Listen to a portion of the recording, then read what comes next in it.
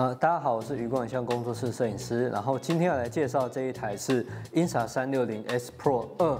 所以这一支影片呢，我主要就是要来跟大家介绍说2代跟1代的差别在哪，以及它做了哪些升级。然后因为我看到了这些升级之后，我就觉得哇，它这一次升级是完全都有打到我1代使用的痛处。因为1代的话，有时候用起来是会说啊，如果这个功能更好，或者是如果能改善这个，那该多好。那2代其实几乎都有改善的，完全有按照我要的。就是我的需求去做改善，然后包含像之前我拍了另外一集，就是 Go 3升级到 Go 3S 那一次的升级也让我很满意，因为也是完全按照我想要的升级去做改变，代表说这家公司的产品升级真的都有达到消费者想要改善的地方，那我觉得蛮厉害的。其实我之前就已经是一个1代的使用者，然后我也为了它拍了一支影片，然后主要介绍说为什么我选择它，还有它的一些其他功能，还有它的一些优点都有在另外一支影片都有介绍。因为我出去拍 vlog 的时候，我都会配合像是 DJI Pocket 3啊，还有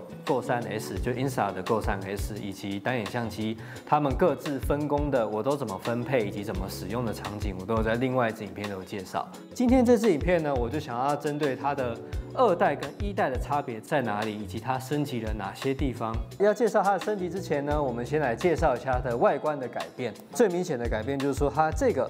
镜头盖，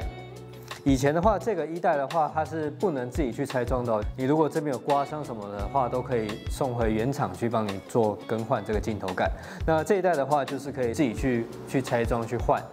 会比较方便一点。然后最大的改变就是这边凸了一个东西，这个就是麦克风。那它里面有装一个海绵，所以它可以抗风噪，就是去物理性的让收音更好。对我来说，最重要的就是它的裸机收音。它这次收音的话，主要有3种模式，一个是智慧人声增强，还有智慧降风噪以及一般的立体声3种模式。我也拍了一些测试给大家参考看看。我现在试试看一般的立体声模式，在这个风很大的环境下，收音效果是如何。我现在试试看智慧降风噪，在这个风蛮大的环境下，收音效果如何。我现在试试看智慧人声增强，在这个风很大的环境下，收音效果如何。现在用的是立体声模式，然后测试看看立体声模式在这个水的吵杂环境收音效果如何。好，现在环境没有风，但是后面有一个水声，那也顺便试试看降风噪模式的效果如何。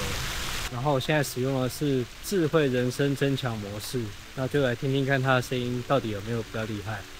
那再来的话就是它的一些录影的升级，包含它现在可以录从 HDR 的4K 30帧可以录到4K 60帧。我之前在旧的这支影片有说过，我拿这台相机最喜欢它的功能就是 HDR， 可以增加我影片的动态范围。因为我通常拿这个自拍的话，我就不太想要再去花太多的时间去调整，因为我们自拍啊，我们走一走，如果后面阳光很大或逆光的情况下，如果有更好的动态范围，那出来的画面一定更漂亮。对我来说就是一个很大幅度的升级，因为有时候我除了自拍以外，我简单拍一些空景之类的，如果能拍到60个，那一定更棒。以及它这一次加入了 log 档，它的 iLog， 它比较可惜的地方是说它只支援8bit 而已。这个可能就是我之后会再拍摄一些素材给大家参考。如果用原色去拍，以及用8bit 的 log 去拍，差异大概在哪边？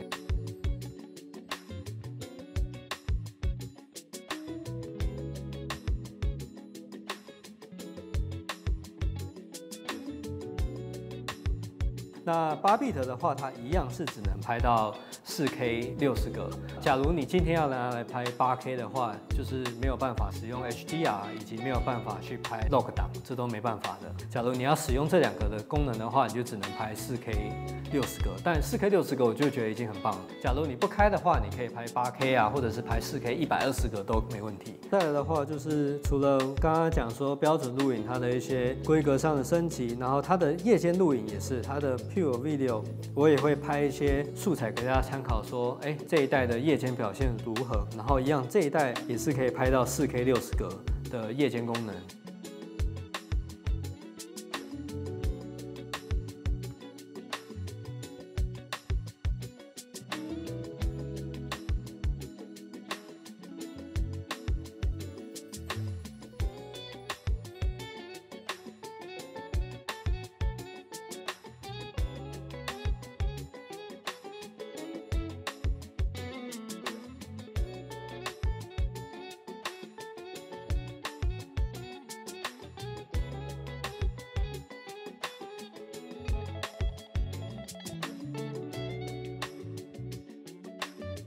至于其他功能的话，我觉得都有延续上一代的功能，然后继续保留在这边。我在之前也都有介绍过了，它有一些升级，像是预录影，它现在可以选择15秒跟30秒。说它有新增了一个行车记录器的功能，你可以选择，比如说我选择记忆卡里面的几 G， 比如说10G， 那我选择10G之后，拍到10G之后，它就会去覆盖前面的，就不会一直拍，然后占了你整个记忆卡的容量。这个功能的话，比如出国去拍一些自驾游啊，因为路上会发生什么情况都不知道，那有了这个功能，我们就可以去拍到一些突发状况或者是一些有趣的画面，我觉得蛮方便的。这次的差异对我来说，进步的幅度算蛮大的，也是有按照我心目中想要升级的地方来做升级。这支影片就到这边，喜欢这支影片的话，再帮我按赞、订阅、分享，并开小铃铛。那我们下支影片见，拜拜。